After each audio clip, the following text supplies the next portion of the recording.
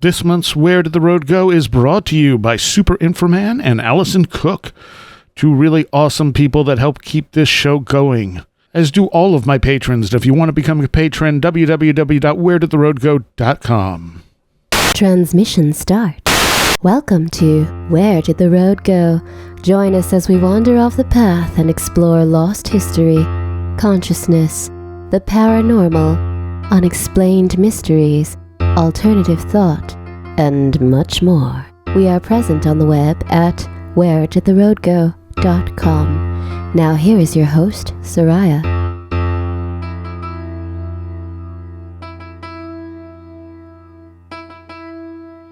Welcome to this edition of Where Did the Road Go? And tonight I am joined by Christopher Ernst. Hello, everyone. And Octavion Graves. Hello, hello. Your first roundtable appearance. Yes, it is. Very happy to be here. And we're going to do part 2 on Brad Steiger's Strange Disappearances. Nice. Which came out in 72, I think. Let's see if I can open the page without it falling apart on me. I think that's right. Yep, 1972. And Brad, of course, passed away a few years ago. 2018, I believe. Yeah. This book's not as hard to find as it was. I think you can get it for about $20 now on Amazon. Yeah. Are you vaping? What's that? No, Octavian. No, actually, I haven't been vaping for a while just because of I've been kind of sick. Oh, I keep hearing like a vaping sound. Oh, that's weird. Huh. All right. We'll just put it up to poltergeists. Oh, so this is a lot more affordable. You can also find it on archive.org. And you can, take it out for a day to read it, which is kind of interesting. After the first show, I went on a deep dive of Brad Steiger, and I had no idea how many books he actually wrote. Yeah, like 7,000. Yeah. Oh, yeah. So many. And most of them are very short. They're like 100, 150 pages, that type of thing. Yeah. This is 150. But yeah, I have a ton of his stuff. And a lot of the stuff you could pick up at used bookstores at one point for like $1.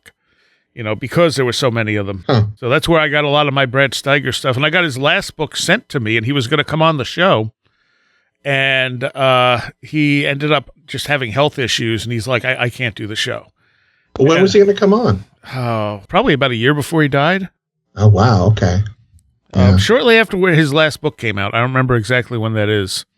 Huh. But I had talked to him about coming on. He was totally down for it, and then he's like, I can't. I gotta back away. My health is not doing very well.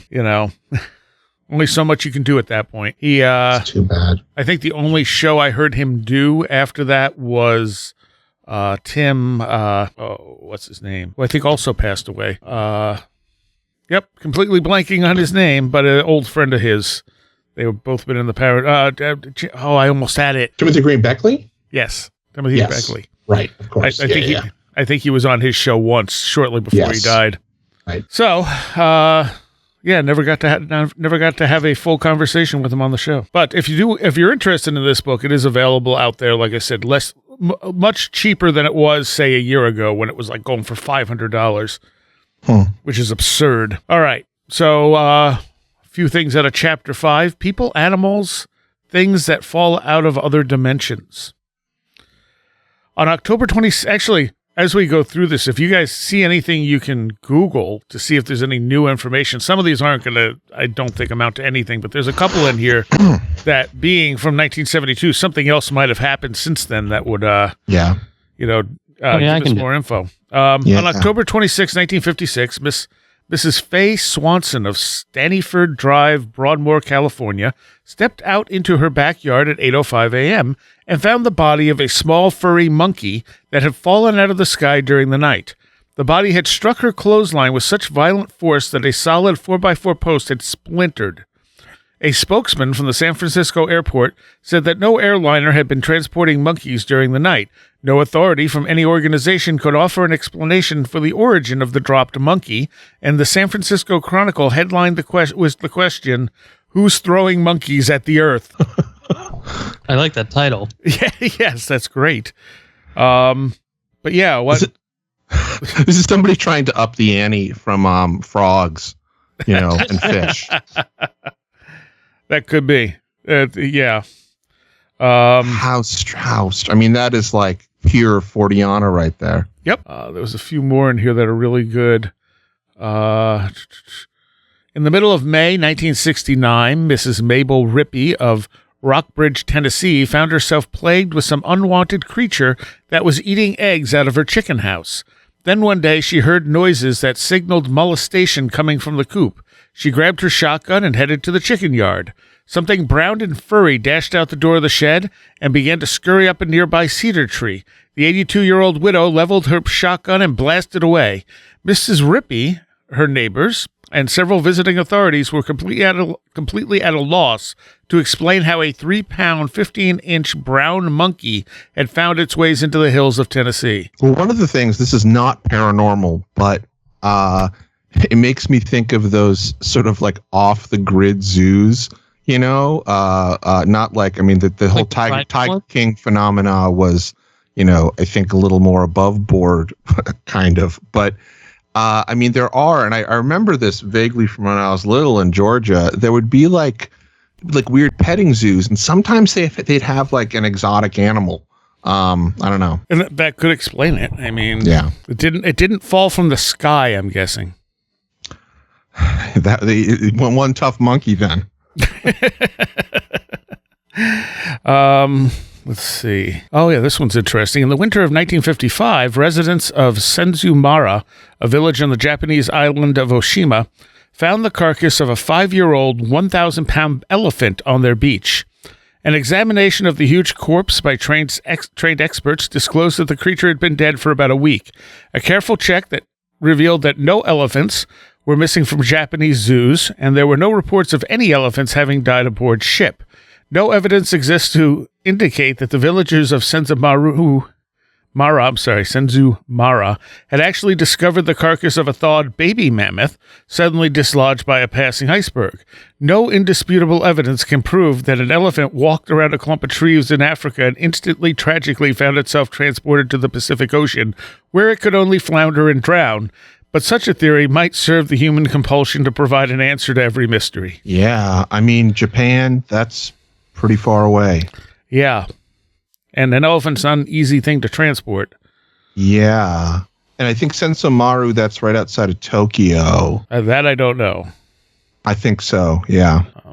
There's a bunch of big cat sightings here, which are, you know, pretty commonplace. But there was a really interesting one. So, okay, let's try this. It was nope, that's not the beginning. In 1968, a Connecticut company bus driver swore they had seen a baby tiger walk across Valley Street and disappear into the brush. He told police officers that he had made the sighting about 5 p.m. near West Rock. Although 7 New Haven police cruisers were on the scene within minutes of the call, they could find neither mother nor baby tiger in the area. At about the same time, in Branford, Connecticut, a large unidentified wild animal was seen walking in a most stately way near the driveway of Senator Lucy T. Hammer's 40-acre country estate. The tracking dogs of game wardens and police were able to find only slashed remains of a squirrel. It was the practical husband of Senator Hammer who first saw the giant cat-like animal strutting near the driveway. Thorvald Hammer, an iron company executive, was eating breakfast when he noticed the bizarre intruder. My husband went out and watched him walking in a most stately manner down our path.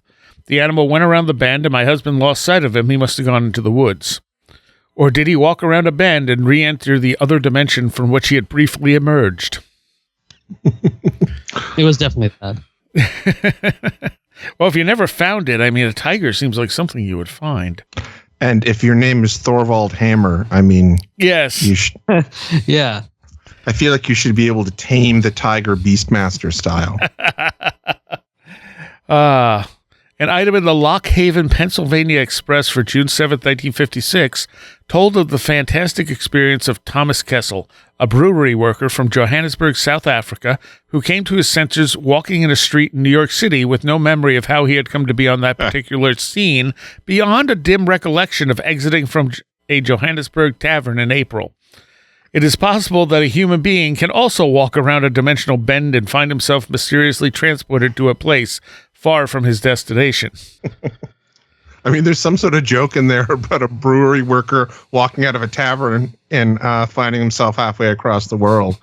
But yeah, that's a long drunk travel. You know, it's not like falling asleep on the train and ending up at the last stop. How likely? How often do people just kind of have amnesia? And how long does that last? Because it would take time to get from Johannesburg, South Africa, to Pennsylvania, especially in 1956. Yeah, exactly. Yeah, that's at least a couple weeks travel. Or maybe not a weeks, but it's a long time. Yeah, absolutely. And there would almost certainly be some record of it as well.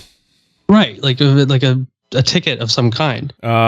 Charles Fort tells in one of his books of a naked man who suddenly appeared on High Street in Kent, England, on January 6, 1914. People walking on the same street gave witness that the man had literally appeared from nowhere. He was just suddenly there, confused, frightened, without a stitch on, in a bitterly cold day. In Low, Fort writes that 6 people were discovered wandering on streets near the small town of Romford, Essex, England, between January 14th, 1920 and December 9th, 1923. None of these mentally distraught individuals are able to tell how they got there or anything else about themselves. Complete amnesia then. Yeah, which is interesting. I mean, that sounds like, I find that to be more, I guess, reasonable in terms of prosaic explanations, just because, any kind of brain damage could cause that. It's when the person remembers, I was here, that it starts to get a little bit stranger. But I mean, then again, amnesia in and of itself is a strange phenomena, and to have a group of people together. Yeah, over a short period of time, 6 people over in a small town.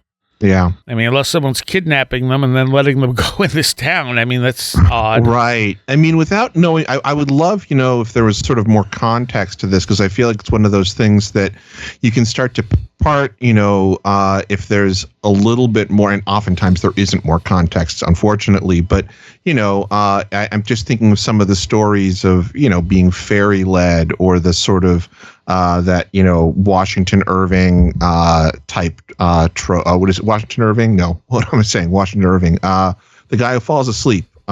Is that Washington Irving? I don't know. I think so, but I'm not 100%. Yeah. And now I'm confusing. The Legend of Sleepy Hollow is not the one I'm thinking of. It's the which I think is Washington Irving, but it's the guy who falls asleep, goes in the woods, falls asleep, wakes up, 100 years later or something like that. No, Rumpelstiltskin's the other one. Sorry, too late, and my head is jammed with grading papers right now. That's all right. Anyway, I'm sure one of the brilliant people listening is screaming right now because they know exactly what I'm talking about. Anyhow, more context around that, if it seems similar to one of those cases, because those are the things that I can think of sort of historically that is similar to, that are similar to these. When a person appears in a place, they have no idea how they got there. They can't remember. They have some sort of foggy memory of, a far off place or something like that. That all, to me, starts to sound very similar to a lot of these tales of, from folklore. Yeah. Oh, definitely. The naked guy appearing in front of everyone is particularly odd, though. Mm-hmm. Well, what's interesting is in South America, there's this drug. It's called Datura, otherwise known as devil's breath. And I think you were talking about it on one of the roundtables recently. It's where thugs or just random people in Brazil and South America, they have this thing and blow it into people's face, and then it completely wipes their memory, and you can just be like, okay, well now we're going to go to the bank now, and you're going to take out all your money, and when they come out of it, they have no recollection of anything. They just, in 1 minute they're walking down the street, and the next they're on another street with no money and no clothes, or something like that. And so I'm not saying that's what's happening here, but I wonder how many of these kind of situations are due to being drugged for one reason or another. Yeah, that is and that the devil's breath thing, it's not Datura, not to be a corrector, just because Datura is a different it's classically the active agent in which is flying ointment. It's, I think, scopolamine is the name of the drug that's in Devil's Breath. Yeah, just for those who do poison path stuff. Yes. They would be datura is a sort of a sacred plant. And scopolamine might be from whatever it's derived from, and maybe it is in the datura family. I have no idea, but yeah, that is. I mean, this is the classic, like you were talking about, Octavian, the Serpent and the Rainbow. That type of the ethnography, or quote unquote ethnography, involved in that book, and then the subsequent film that sort of popularized this idea of the zombie, in the past 30, 40 years, or the voodoo zombie. But it's this similar process, which is essentially like it's similar to the date rape drug, what's the name of that, Rohypnol.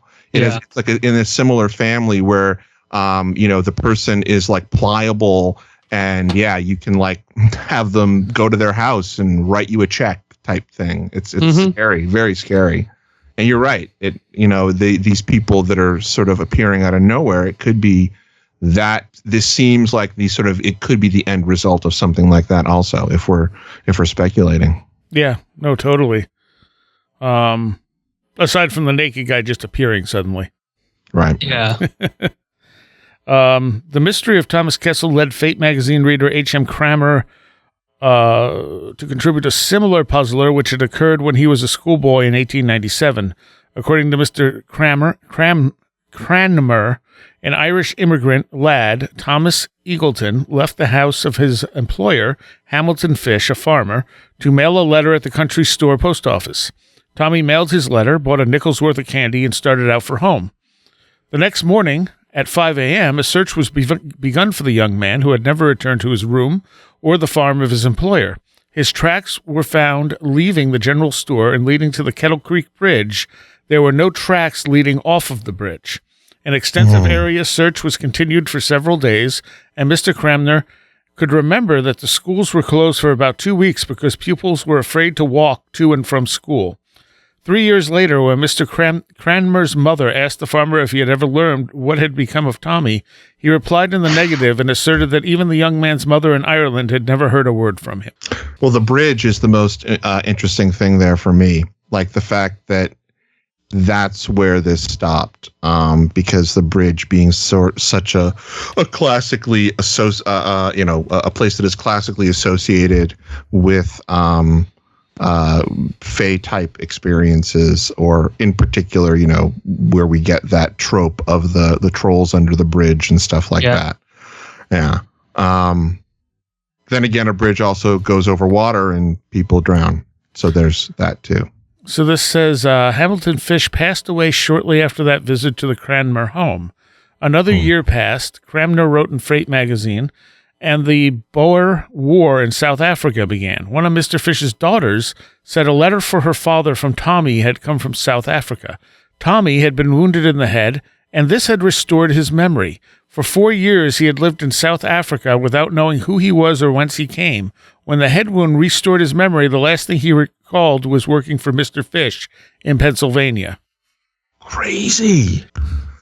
Oh, that's really interesting. Yeah. I mean, that makes me think that, that is something more along the lines of what, Octavian was mentioning with the Devil's Breath, sort of, press ganged into, fighting a war, or Shanghai or whatever. But it also sounds way more complicated than that. And why would somebody be kidnapped from Pennsylvania to go fight in the Dutch Boer War? Yeah. That's really weird. Huh. Let's see what this one was. So in a similar case, in the works of Charles Fort yield an account of a man who had been walking along Euston Road, London, but 9 months later, next when he was aware of where he was, found himself working on a farm in Australia. So how do you get from one place to the other and, coherently and not have any memory of it? Right. This is different than showing up naked or messed up, not knowing where you are. You have a job. In a village near Frankfurt am Oder, Germany, in the summer of 1850, a man was found wandering as if his eyes were beholding another world. he could, with effort, to produce a few words of German, and was at last able to explain to the authorities and to journalists that his name was Joseph Vorin, and that he had come from beyond vast oceans from a nation called Laxaria in Sakria. Of course, these places don't exist. Right. Newspapers reported the case of a strange young man who, on September 17th, 1905, was charged as a vagrant. The charge was no doubt as meaningless to the young man as were his words to the Paris authorities. The young man spoke a tongue which no linguist, orientalist, or specialist in African dialects could interpret. Which you got to wonder if it's some kind of mental illness. Sure. Could be mental illness, or it could be a very, a really obscure tribe. Where was this in Africa? And what year was it? So the last one there was that was in France. Oh, in France. 1905. Okay. Yeah, I mean, he very easily could have been. I feel like at that point, people still didn't know enough about, the other cultures. Yeah, other cultures, or in general about, especially from Africa, the diaspora of the slave trade. So it easily could have been some sort of like regional dialect. But the one before is really interesting. I mean, I always love those where somebody appears and says they're from some, strange world. And it's the same as, Orthon showing up and saying he's from, where's Orthon from? I forget. Venus, maybe? I think so. A lot of them were from Venix. Venix. Which is interesting if you think about it in terms of like the Velikovsky, then that becomes that might be something to be explored, that why were so many saying they're from Venus, and then Venus, there's the whole Venus didn't used to exist until right. Yeah. Huh. I think Venus. I'm not. Somebody else needs to do that research, though. Certainly not me. Well, with Venus, I think it's that it's the Venus and Mars are the two closest planets. Venus was believed to be kind of Earth-like, same size, etc., etc. Yes, that does make a lot more sense. Yeah. Though it is interesting that they're finding that Venus could possibly have supported life or evidence of that. Though really? I'm sure they're going to find that on most planets. Yeah. Oh, totally. I suspect there's probably life on all the planets. We just don't recognize it. Yeah. So then they go into the Green Children of Woolpit, which I think everyone knows the story of, and we've done a couple of shows on. Very cool. Yeah, nothing new there. In 1953, a school teacher in Wellington, New Zealand, named H.F. North, arrived in the London police station insisting that a hoax was the farthest thing from his mind. He simply wanted to go home, and he had no idea what on earth he was doing in London. According to North, he had left his home one morning to walk to school where he taught. The school was in Wellington, New Zealand. The next thing he knew, he told police that he was walking on the streets of London, England. He had no idea how he got there, and he was further stunned to learn that he had also lost 4 days in the process. Police authorities found themselves totally unable to check North's movements in London or discover how he had made the journey. Examining psychiatrists determined the schoolteacher had complete amnesia from the time he left home until the police station in London. It appeared that H.F. North had simply materialized in London after vanishing in Wellington, New Zealand. See, I always wonder with ones like that if, the right questions weren't asked when the person was being talked to, that's a good point. Like, I think of the whole sort of scandal over MUFON, not scandal, but, MUFON, they're leading questions going in, asking about UFOs and but completely ignoring, other things like maybe there was a weird fog cloud or they saw Bigfoot or something like that happened right around it. So, it always makes me wonder with these where a person disappeared one place and shows up in another place, sounds totally like an abductee scenario, be it Fae or UFO or whatever.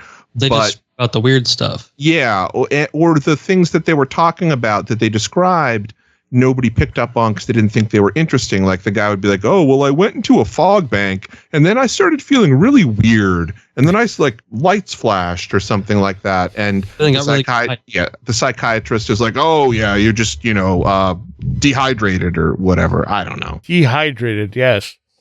Yeah. I just, and that's being a little cynical, but I do think that there are many scenarios where that has happened, especially if you think about, I guess the way that medicine was sort of practiced, in this very elitist way for the longest time, so, and it arguably still is by some people, but I think that very well could have been the case with a lot of these. So you got to wonder.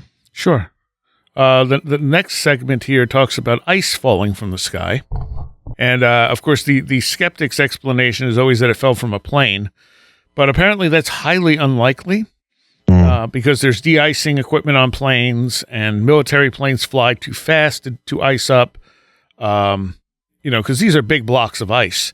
And this stuff tracks back from before we had planes. So there's some really interesting ones here. There was a guy who thought that it might be some kind of comet, but you would think it would mostly probably burn up in the atmosphere with the temperatures it hits. Yeah. Right? Yeah. And you'd see more than just the ice, hitting. Let's see. Okay, so Professor Stewart of the University of Virginia commented that he had read of phenomenal ice falls and had been mystified by them. He said they had read of a German who had been killed by a 6-foot mass of ice. No hailstone was ever that big, he went on to say. Perhaps there are ice meteorites that do not completely abate away on the way down. This is a very mysterious thing. It can be put in class with the small percentage of UFOs that cannot be explained away. On October 16, 1960, 2 ice chunks the size of footballs hurled from a cloudless sky in 85-degree weather and narrowly missed 2 golfers in Melbourne, Australia. On April 25th, 1968, a Lakewood, California man, Bert Martin, watched a hunk of ice fall out of a clear sky above a Hollywood street corner. There were no tall buildings near the corner, and there were no airplanes visible overhead. The largest fragment of the ice weighed 25 pounds. Whoa. On September 9th, 1958, a 70-pound mass of ice smashed through the roof of Dominic's, I'm not even going to try and say this guy's last name, in Madison Township, New Jersey, and demolished 2 kitchen chairs. 70-pound. Richard Phillips from England had his roof broken through by a block of ice of several pounds on July 24th, 1958. And then he says, one could go on like this, citing icefall after icefall virtually ad infinitum. Yeah, in terms of weather like that, obviously hail does exist, and there are sometimes freak hail acts, Does it ever bunch up like that? Like, we're talking like a 25-pound block? Yeah, that's a lot, right? Yeah. I've never heard of it, bunching up that big. And of course, clear skies too. Yeah. And I feel like if it was a comet or an a meteor or something, even if the ice survived the entry, it's going to do more damage than that. Yeah, I'd be interested to know if there are, people who do study anomalous weather who have seen, evidence of this being produced, through a known fashion. Because I'm sure there are weather anomalies, but I don't know. That's not my field. I have no idea. Right.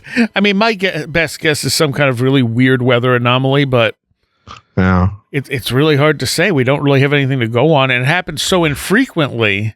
That's kind of terrifying, though. Like a 70-pound block of ice would mess you up. Oh, yeah. A service station attendant in Bloomsburg, Pennsylvania, was pumping gasoline on the afternoon of February 19th, 1965, when he noticed that it had begun to rain. Rain is a relatively common occurrence in Bloomsburg, but then the attendant noticed that the raindrops were bouncing. Upon scooping up a number of the strange droplets, he found they were tiny plastic pellets about the size of shirt buttons. Authorities soon determined that the rainfall of plastic globs had been confined to an area 4 blocks wide and 5 blocks long, 20 square blocks in all. People scooped up handfuls for souvenirs. Each pellet was flat on one side and rounded on the other. Quite naturally, the citizens of Bloomsburg were more than a little curious for an explanation for their peculiar rainfall. About a month later, an official government pronouncement declared that the pellets were virgin polyethylene, a substance often handled in pellet form since it's quite dangerous in the liquid state. They didn't explain where they came from. Yeah, I mean, that sounds like that's got to be some sort of like they were experimenting with it and it fell from a C-130 or what year was this? This was 1965. 65, huh? Plastics. That's all I can think of. That line from The Graduate. The future. That's what he tells Dustin Hoffman. Plastics. They were experimenting with plastics a lot during that time. But that's a lot. That's a 20 square block. Yeah, that's nuts. Yeah. Huh. In the morning of, this one is really interesting. In the morning of July 14th, 1960, Charlie Wessel of Alden, Illinois, had just got well into the job of cultivating the weeds from his healthy sprouting corn when he came to a large rock in the middle of a corn row. He knew for a fact the rock had not been there when he planted the corn, and to verify his memory of the field, one could plainly see that the growth of an adjoining row of corn was disturbed in such a manner that it looked as if the rock had materialized in the field about the time the corn had sprouted.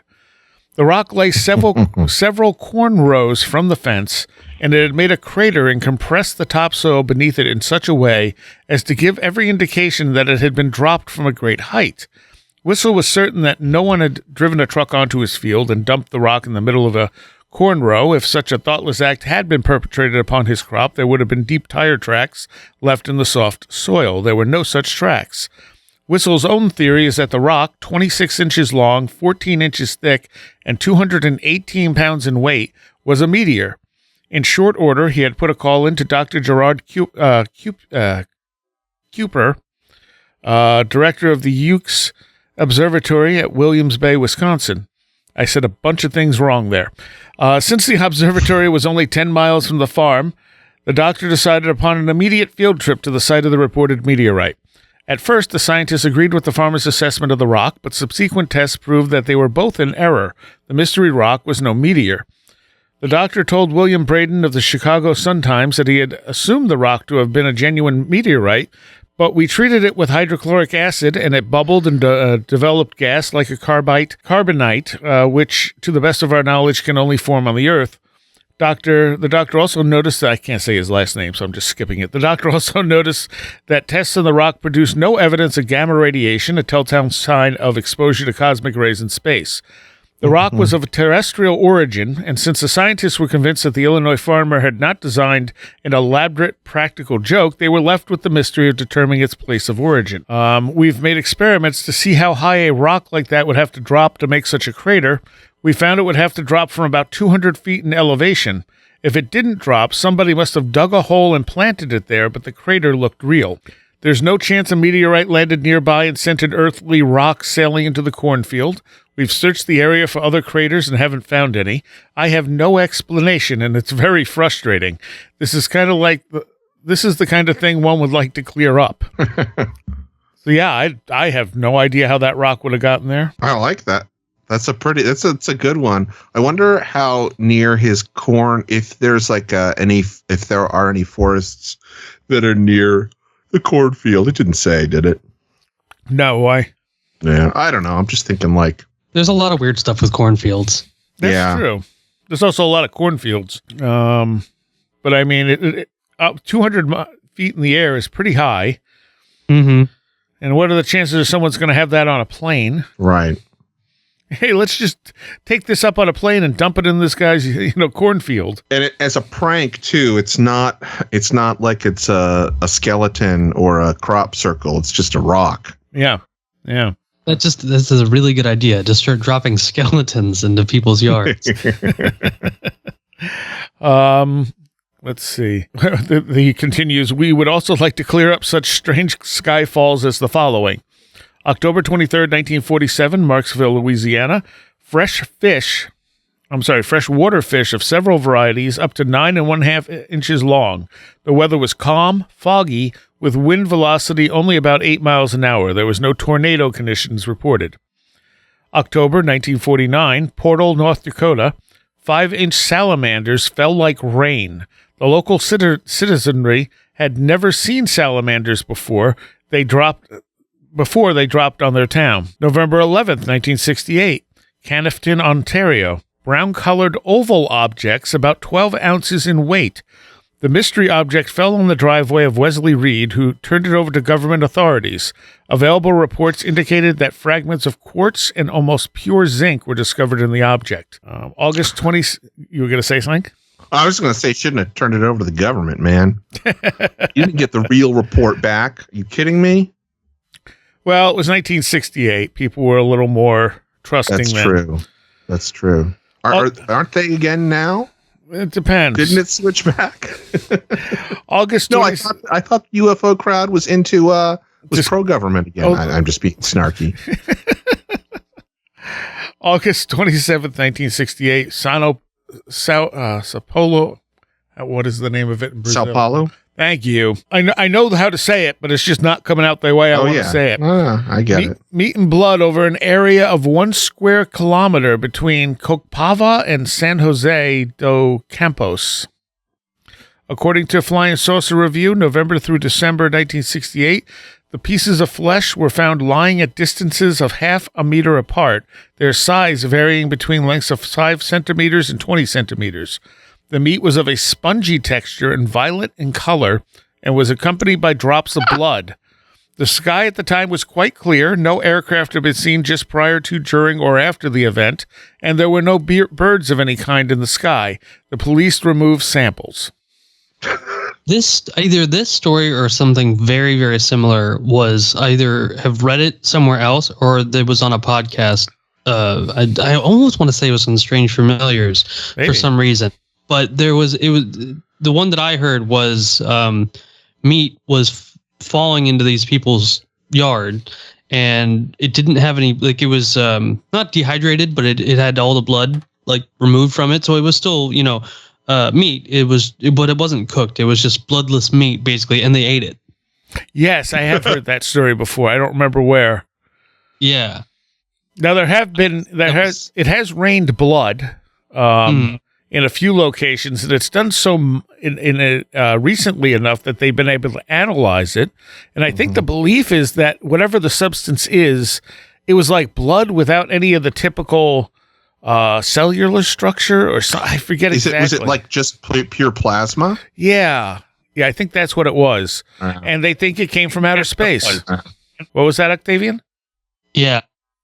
No, I was just saying that sounds right. Because, nowadays they were able to quickly grab samples and test it, and they were like, they couldn't explain it, but they said it did not come from Earth. They think it came in through space and fell on the Earth. Wow. That would be pretty cool if it is space plasma. Which is still weird. Or a really elaborate Slayer promotion. Right. You're right. That's what I was thinking when the meat falls over Sao Paulo. It's like, is this a Sepultura promotion? Yeah, exactly. February 23rd, 1955, Horseheads, New York, which is about 40 minutes away from me. Wispy radioactive fuzz over a residential area of half a mile square. Dr. Charles R. Rootberger, professor at chemistry at Elmira College, pronounced the fuzz radioactive above normal, but not dangerous. The doctor said that the stuff could have been cotton fibers somehow blasted there by some sort of explosion. July 30th, 1963, Mexico City. Rain of mushrooms near the Mexico City airport. According to Mexican press, thousands of grayish mushroom-shaped objects halted traffic for some time just northwest of the Mexico City airport. The sky was completely clear at the time, in the time of the fall, and there was not a single cloud visible. The mushrooms are described variously as balls of cotton, giant cobwebs, and foam. Upon landing, the objects rapidly disintegrated, which sounds like what people call angel hair. Mm-hmm. Yeah, that's not mushrooms. Yeah, I don't know why they're calling them mushrooms. It does sound like angel hair, though, yeah. Because I don't think we can explain angel hair either. No. September 3rd, 1969, Punta Gorda, Florida, basketfuls of golf balls. The Punta Gorda Police Department picked up several basketfuls of golf balls that came down in a conventional rainfall. Investigation could yield no clue as to their source. So I wonder if there is any truth to the explanation, the physical explanation that oftentimes is given by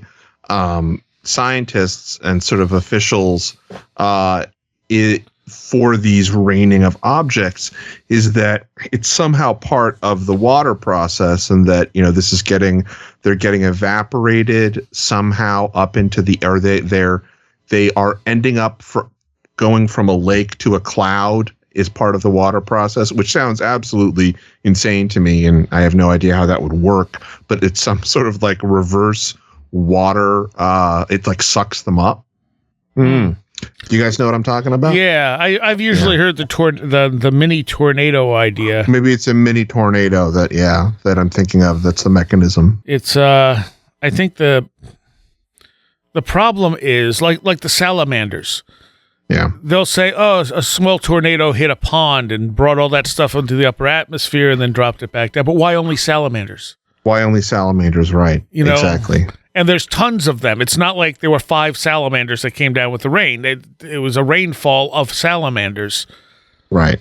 See, it would make sense for me in Florida with golf balls, because maybe a tornado hit like a water trap at a golf course. I don't know why that makes more sense to me. But you're right. Like salamanders in a place where they don't usually exist, that makes no sense.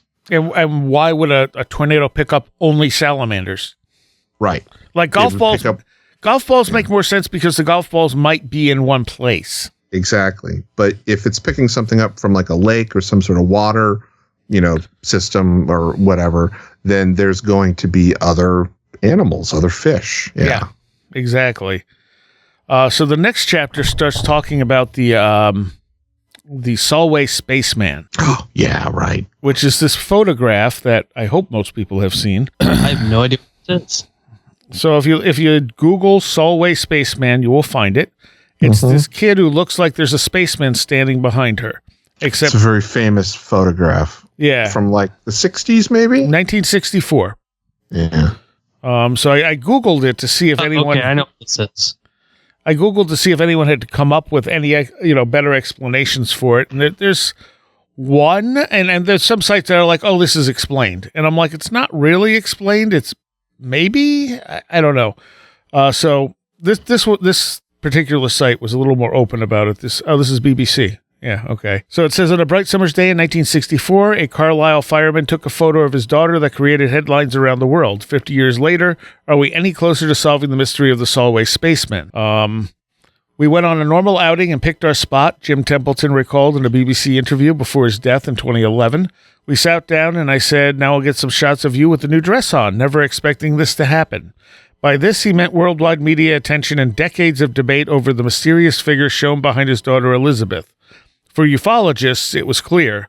A white suit, a helmet, a dark visor, Mr. Templeton, they believed, had photographed a spaceman. Other than his wife Annie and 2 pensioners who sat in the car, the Carlisle fireman maintained that he had not seen anyone else that day in Burgh Marsh, overlooking the Solway Firth in Cumbria.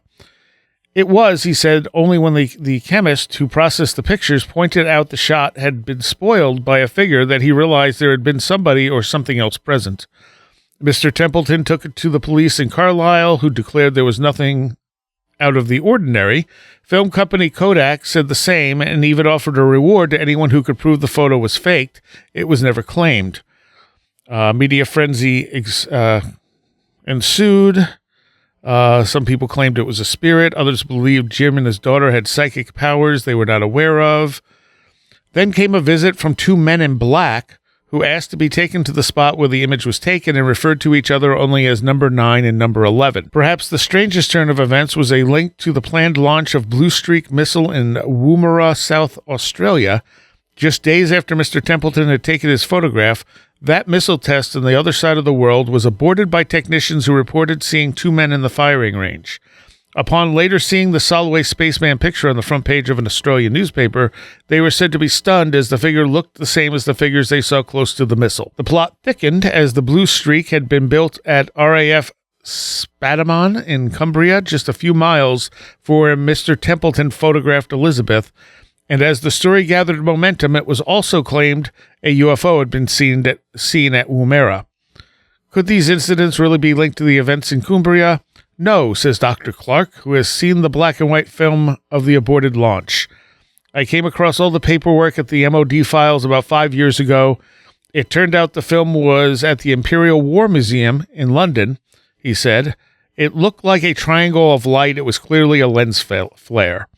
As for the technician's claims of seeing two men in the firing range, he said no photographic record of that sighting exists, which doesn't mean they didn't see it. Mm-hmm. You know, that's just kind of dismissive there. Yeah, that is. So there was a whole series of photos, usually taken with box brownie cameras showing flying saucers. Looking today, some seem naive, but Jim's is such a distinctive picture that the image behind the girl is so obviously like a NASA astronaut. See, I've never really agreed. I mean, I think it is in the way that was sort of in the public, the zeitgeist of the time and the public consciousness. But yeah. I don't, if you really look at it, the similarities to a spaceman, I think, are actually more or I find that to be more the pareidolia that's going on. Like, I see somebody from the back that has it looks like somebody's sort of the back of somebody's head, and the way that the elbow is arched, it looks like somebody's walking away. Well, when I looked it up, the explanation was from journalist David Clark, and he says in a 2014 BBC interview, concluding that the figure was the photographer's wife standing with her back towards the camera, her blue dress appearing white due to overexposure. And the reasoning that he didn't see it is because those cameras only show you 70% of what you're taking a picture of. Yeah, exactly. Yeah, it's possible. I mean, she should not be overexposed because of where she is. Looking at the photograph in here, I'm going to pull it up right now so I can look at it. I only say this because of my, vague expertise and the fact that I teach lens-based, cinematography is my specialty. So I do know a little bit about photographs. Otherwise, I wouldn't, talk about this as an expert. That certainly is possible, though. The overexposure thing, I'm not quite certain of because of how the girl is exposed and how I don't see there to be any extra shade that she's in.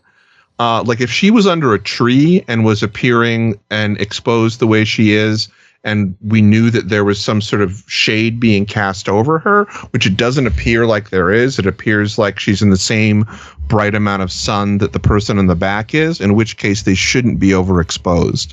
But when he looked up, like when he took the picture and then took the camera away from his face, wouldn't he see his wife, somewhere in the background? Yeah, right. Yeah, definitely. Yeah, I've always thought it's a really interesting photograph. I didn't know about the connections to the launch there in Australia. That was kind of weird. That is weird. Absolutely. But yeah, so they devote a little time in the book to that picture, which again, we don't really have too much new on. No, I mean, I think it's a really great example of one of those things that, there you can speculate as to what the cause might be, but it's really very mysterious. And no one has proven it to be a fake. So I suspect that this is not a fake picture. Well, I definitely think, I have seen plenty of people that, really attest to the fact that they have photographed things that are not usually seen by the naked eye. And there are from the people that I've talked to that, are sort of occult, knowledgeable in the sort of the yogic tradition, the idea that spirits or non-physical beings, which is what they would be referred to as essentially like beings that inhabit the subtle plane that we're just not conscious of, that interpenetrates ours, they can show up depending on the circumstances, and depending on the people, the circumstances, the location, the place, the time. So if one believes that and that to be true, I this certainly could be an example of that. And it doesn't mean that there necessarily has to do with a girl. It could have just been, there is a spirit that has some association with that place. And because of the nature of when the photograph was taken and who was taking it, they were exposed, but there's no further connection. That really brings up an interesting point, Chris, because one thing that I've been kind of working through for the past couple years is the idea that whenever there's a picture of a spirit or video of a Bigfoot, the best evidence that we have is all from analog. It's all from actual film. Digital, for some reason, cannot pick this stuff up, but we can usually get a somewhat suitable quality picture of stuff through analog film, especially if you look at, obviously the Patterson-Gimlin film, that was all on film, but then even more recent, the oh god, I cannot remember the name of it. It's the video of the Bigfoot with the baby on its back walking across a path in Washington State, and it was recorded by an actual park ranger. Yeah, I don't know if I'm familiar with that one. It was from the 90s. It was like 97 or 98, but he filmed it on an old like high 8 camera, like an old high 8 video camera, sure, which is analog.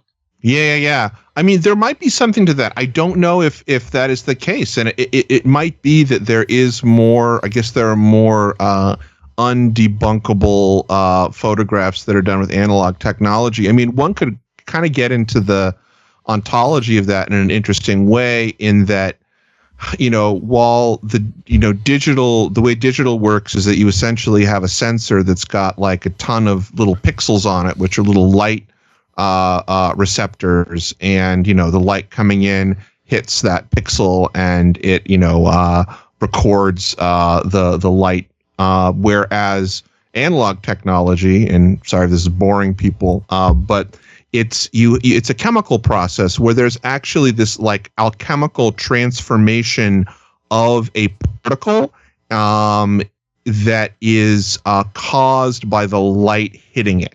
So that is, if there, for those that feel like there might be something, that is, I guess, present in the analog technology, where instead of there being some sort of binary, on-off signal, you're getting an actual not alchemical, but a transmutation of a substance by the power of the light hitting it. Yeah. And that is, somehow able to capture something that the ones and zeros can't. Interesting.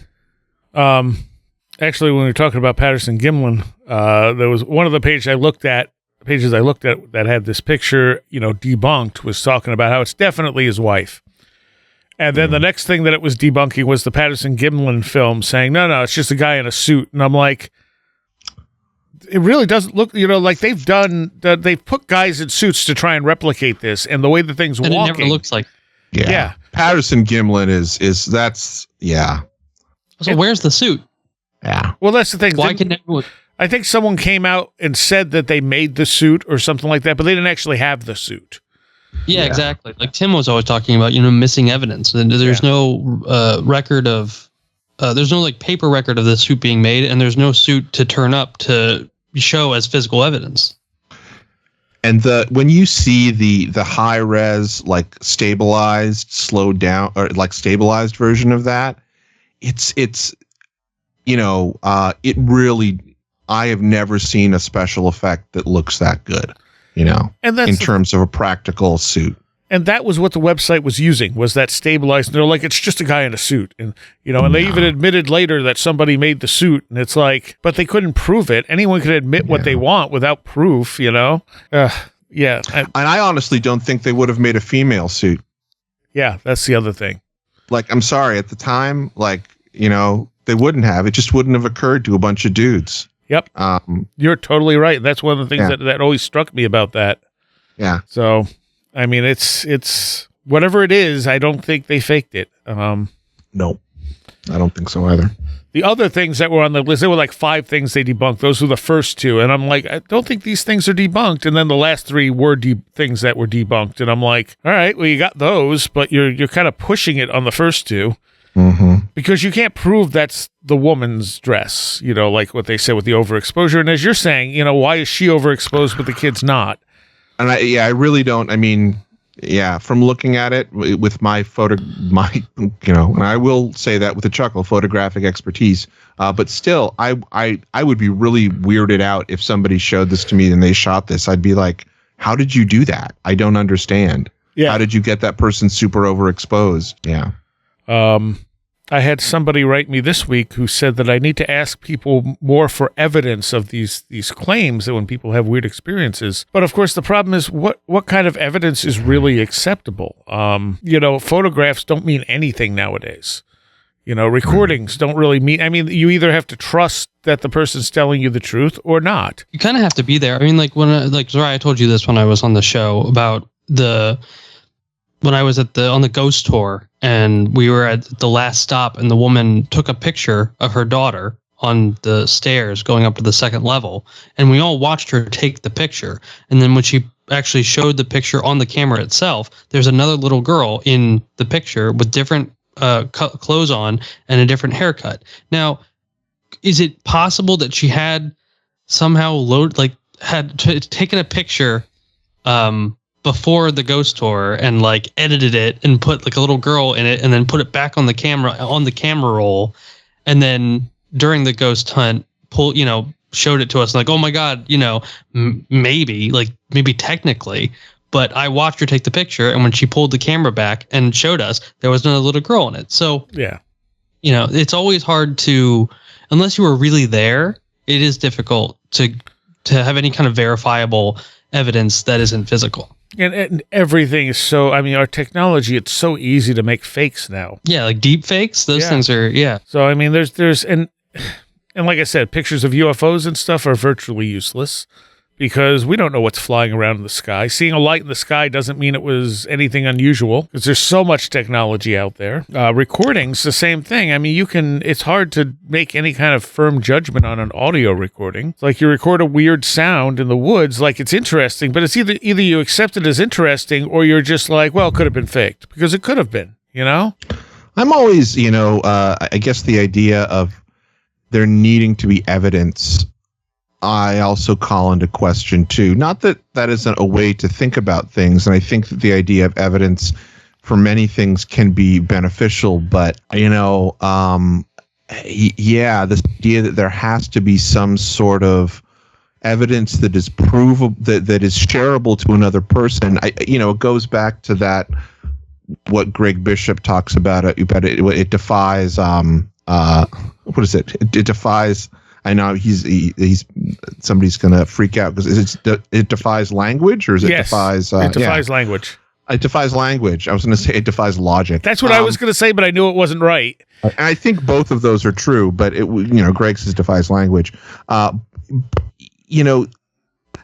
lot of times we talk about these things, and I think that there's a division amongst people, who maybe are interested in more the impact of what these phenomena than the evidence of whether or not it existed. And it's not to say that one way or another is better. Me personally, I'm more interested, because I feel like we have enough, or at least the people that the groups that I'm talking with, we feel like we collectively have enough evidence personally that this, strange phenomena, Fortean phenomena exists. Right. So we can not talk about whether or not it exists anymore, and we can talk about why and for what reason and what are the effects.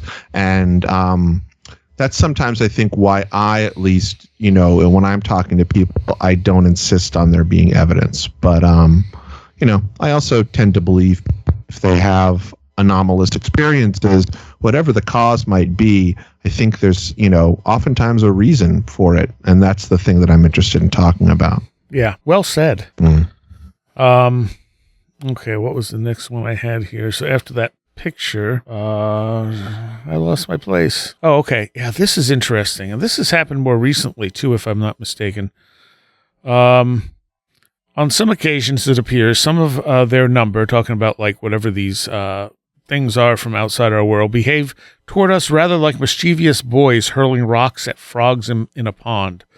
On March 27, 1952, the window of a trolley car in Philadelphia shattered for no apparent reason. On June 6, 1952, a Pittsburgh woman was wounded in the hip as she held the ladder for her husband when he tightened a shutter on the second story of their home. Her injury was attributed to a spent bullet, but there was no indication of whether or not a pellet was found in her hip or who had fired the spent bullet. A stray bullet was held responsible for wounding a 7-year-old boy in Swissville, Pennsylvania on June 20th. Again, the official account neglected to mention whether or not that actual stray bullet had been found. Over in Great Britain, in May of 1952, something shattered the windshield of a car driven by a girl applying for a driver's license. No pellet or anything else was ever found that could have caused the damage. On that same English road, on May 5th, the windshield of a truck was suddenly shattered. No pellet, stone, or culprit was discovered. On the next day, a window exploded on a school bus filled with children on that same road. Fortunately, none of the children were injured. On May 9th, 1952, on a road between Esher and Cobham in Surrey, a motorist named Eric Sykes had his windshield shattered.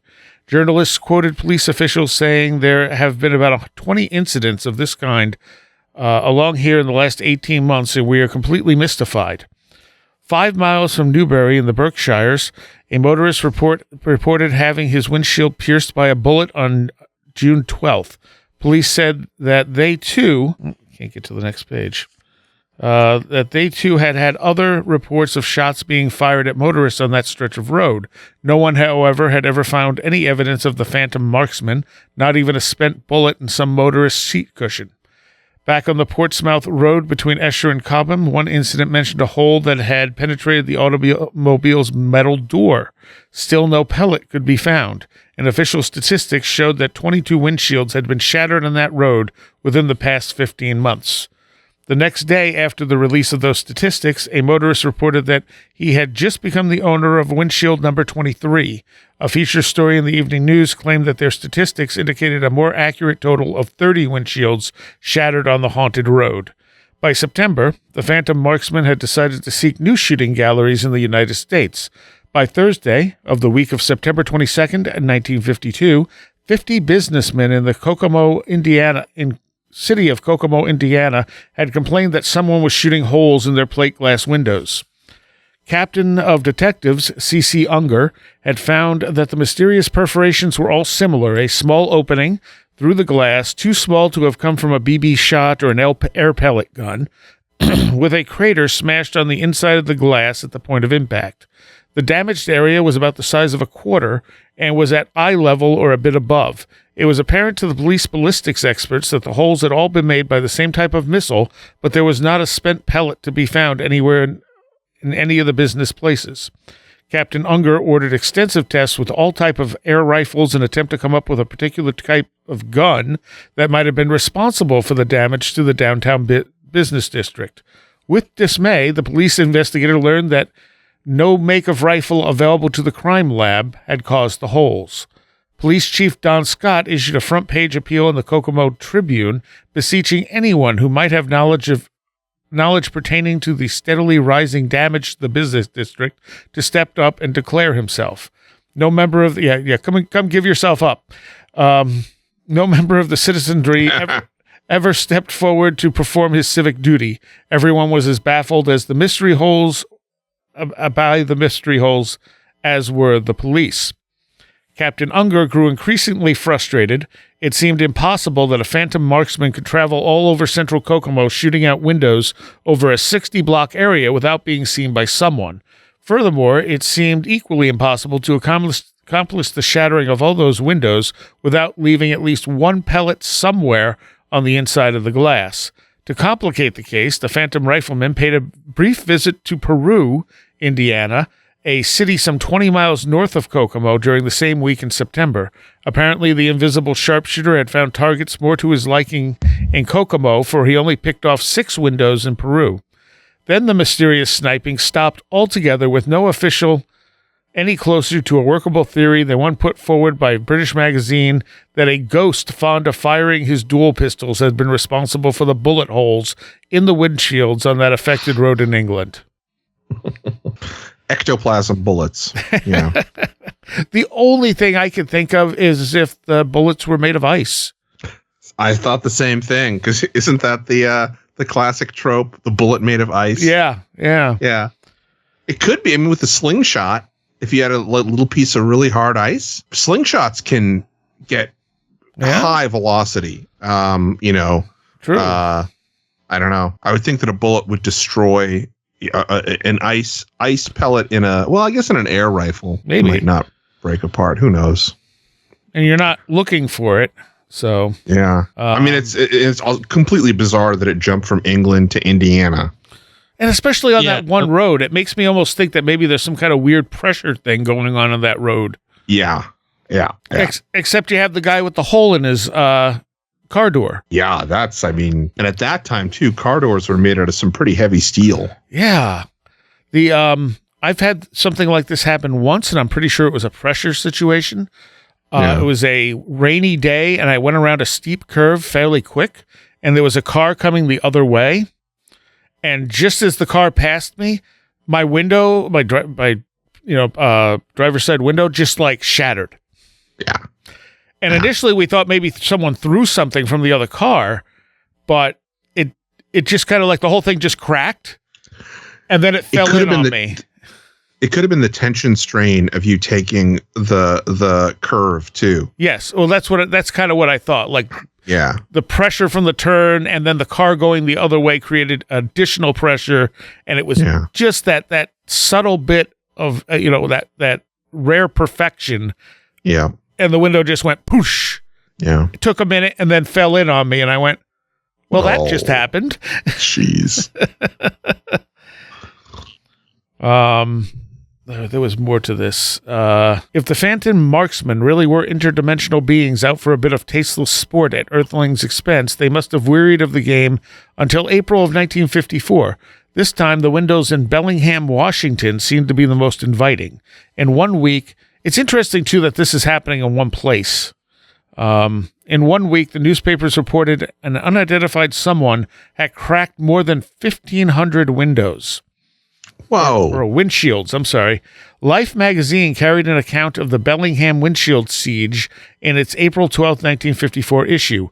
With ghastly regularity, the tiny pellets flew through the air and glass cracked sometimes as cars were in motion, recounted Life. But drivers failed to see how the deed was done. The phantom respected no one. Jagged, ugly scars appeared in the windshields of police cars. Angry businessmen stalked one another, but glass kept breaking. Once again, in spite of the numerous theories, no one found a single pellet on the inside of the splintered glass. On April 15th, the perforating pranksters nice, aimed their sights at the city of Seattle. The Seattle Daily Times carried a front-page story lambasting the windshield-peppering hoodlums who had cracked hundreds of windows in one night. Police Chief H.J. Lawrence was quoted as saying that he had a concurrence of police officials, he had called a conference of police officials in a cooperative effort to stem the situation that spread from Bellingham to Seattle and other communities to the north.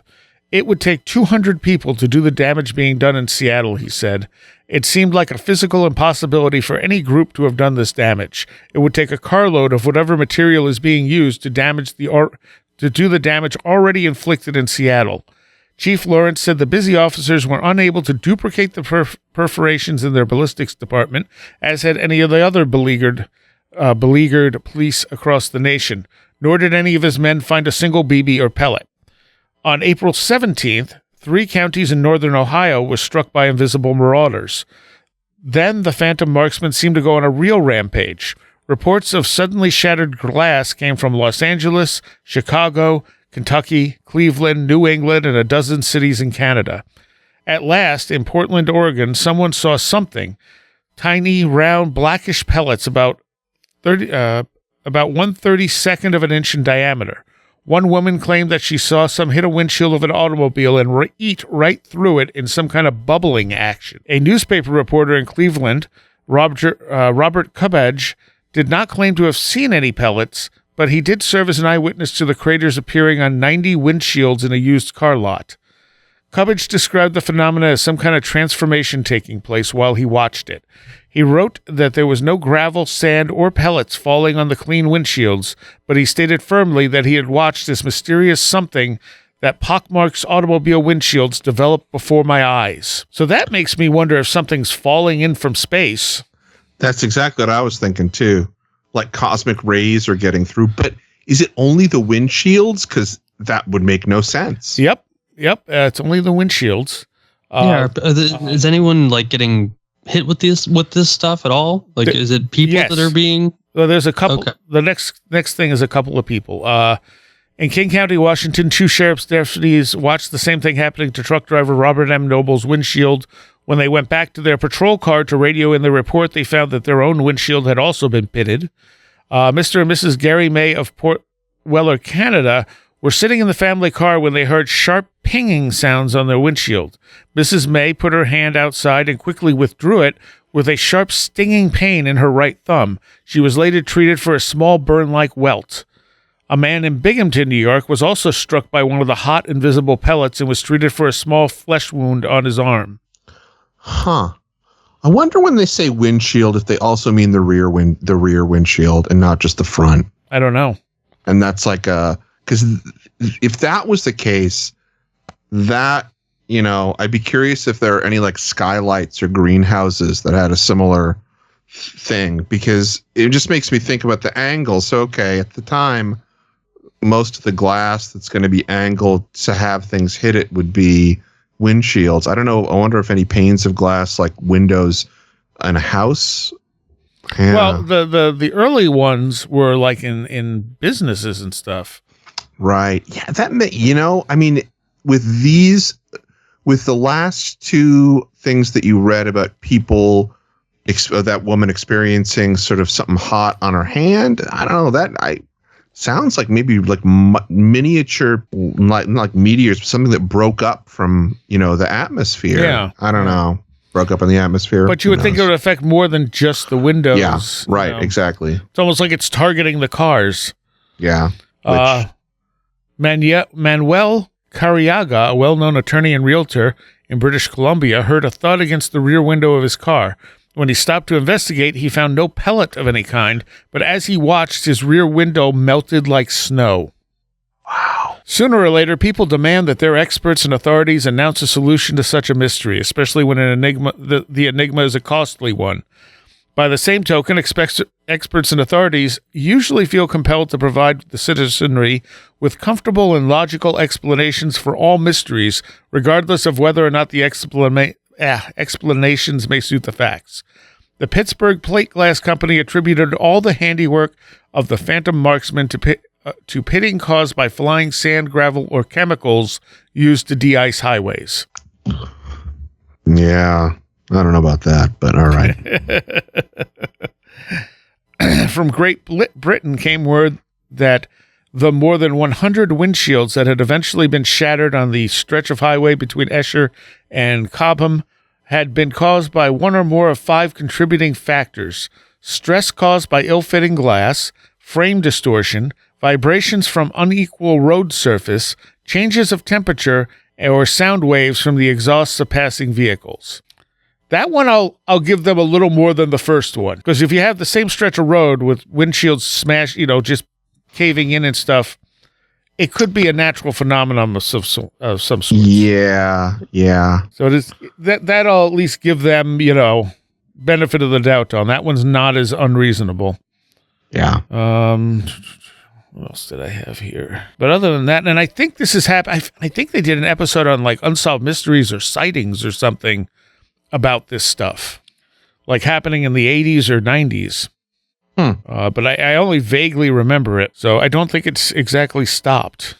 I don't know if I remember that from sightings or unsolved mysteries, but it sounds familiar. I don't remember. Like 40 cases on there. Yeah. I can't cite which ones though.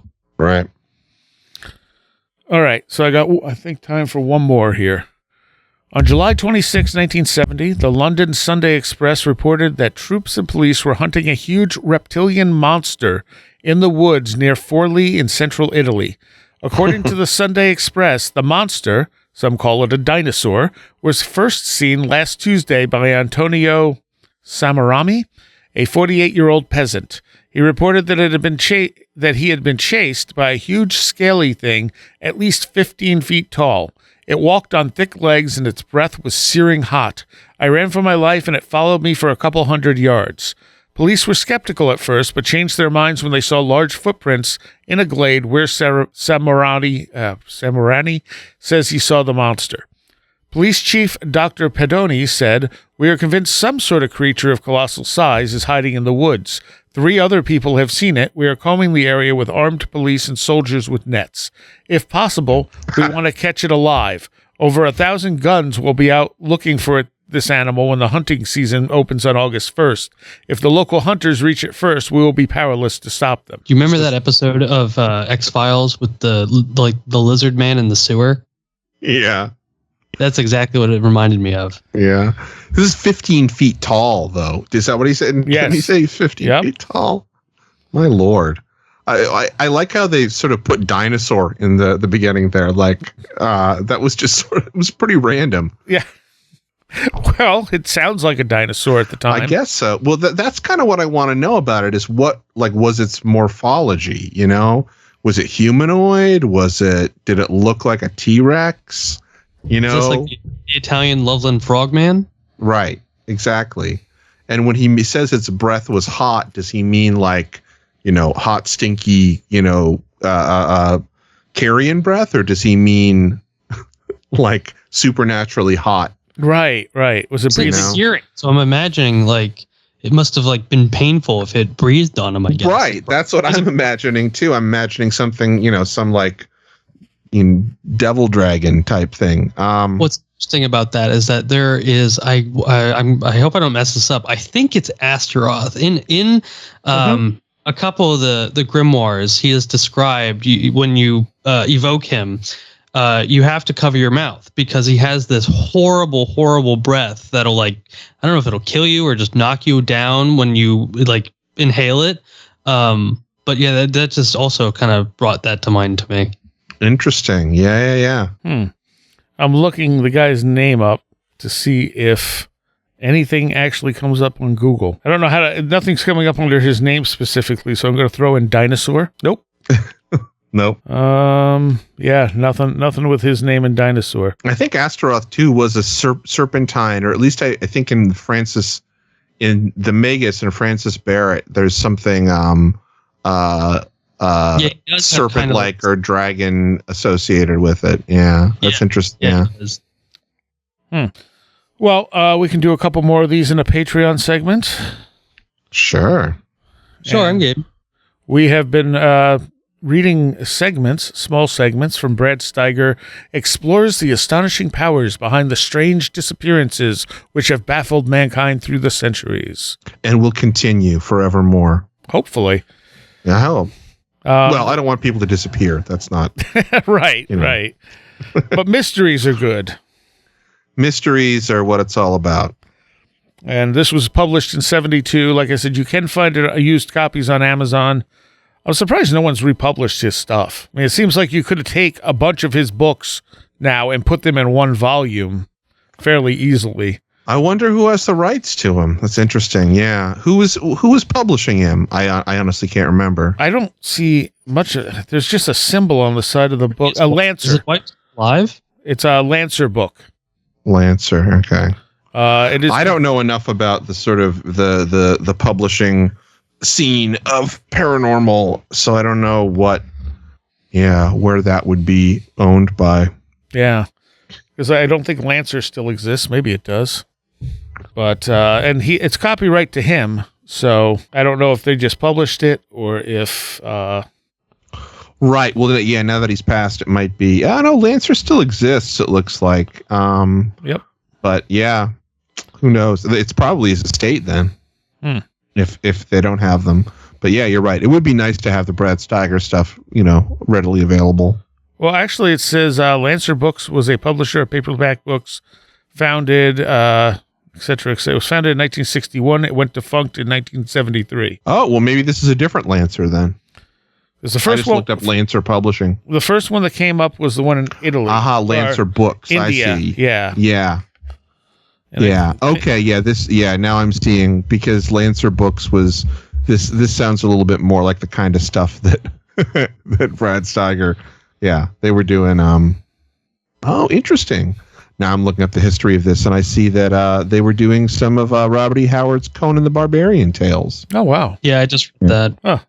So, yeah, I don't know what it would take for someone to republish some of his stuff. I mean, his writing was good. It was fun. It was very Keelian, you know? I mean, or Keel was very much like Steiger, because, I mean, I don't know which one was writing about this stuff first. They seem to be contemporaries, but, you know, they were fun to read. That's a good question. For some reason, I always thought that Keel was older than Steiger, but maybe not.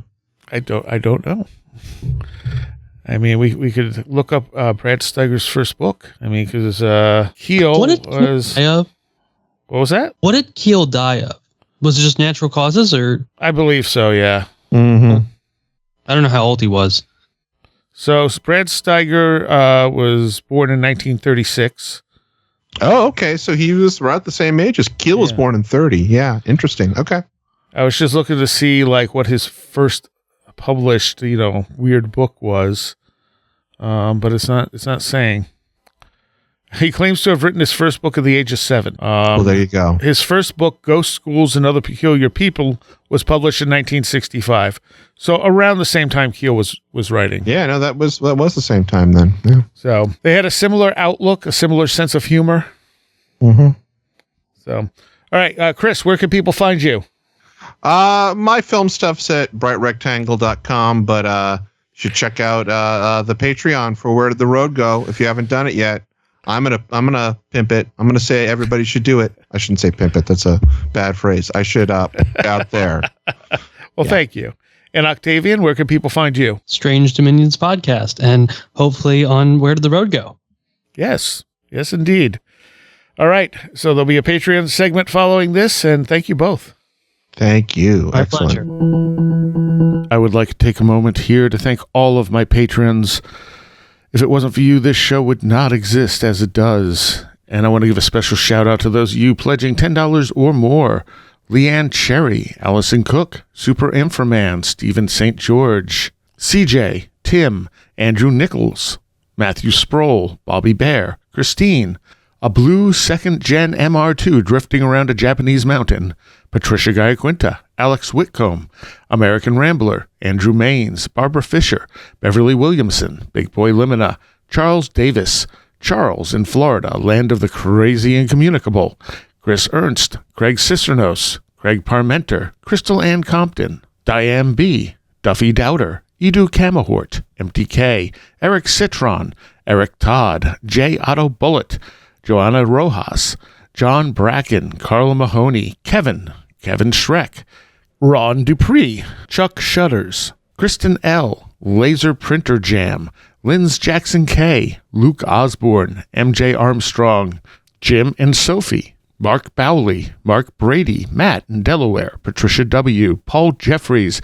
Ray Benedetto, Riker and Stark, Roger Gonzalez, Sam Sharon, Stone Wilderness, Tactical Therapist, Taylor Bell, 36 Dingo, Thunderboy, Timothy Castaneda, Tyler Glimstead, Vincent Trewill, Walker, Will Gebhard, William Powell, Ren Collier, Stephen D., and Amber Hall.